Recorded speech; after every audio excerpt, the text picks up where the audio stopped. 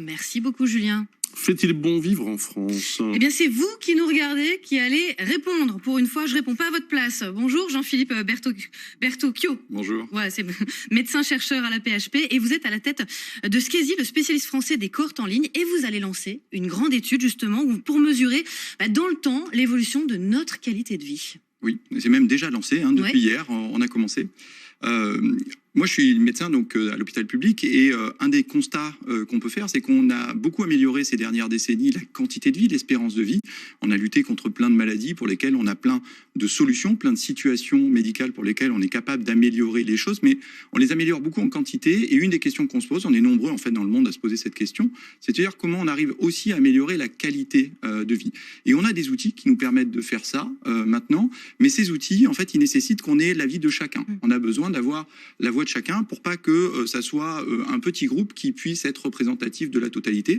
Donc c'est pour ça que nous on a voulu lancer donc Sketis avec l'idée que c'est chaque citoyen en France qui va pouvoir participer à ça et via un questionnaire, c'est très simple. Exactement. Ce sont des questionnaires très simples qui vont être qui sont en ligne sur le site sketis.eu qui peut être accessible depuis un smartphone, une tablette, un ordinateur de bureau, quelle que soit la configuration que vous avez à n'importe quel moment, au plus près de chez vous, vous pouvez y répondre.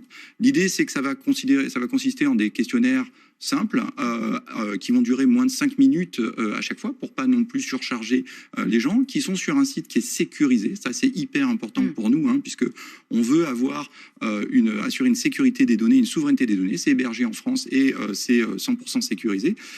Et on utilise aussi des outils qui sont scientifiquement validés. L'idée, c'est que ces données, elles vont nous permettre après d'alimenter le débat public et de dire... Il faut combien de personnes pour que ce soit efficace ? Eh bien, ça dépend un peu quel est le niveau d'efficacité auquel vous pensez. Non, mais vous visez quoi ? Eh bien, si vous voulez avoir le niveau, par exemple, de ce que font les instituts de sondage, à partir de 1000 répondants, nous, on va être capable de redresser, de donner un premier panorama. Ça, on va l'atteindre d'ici quelques jours à quelques semaines, très rapidement.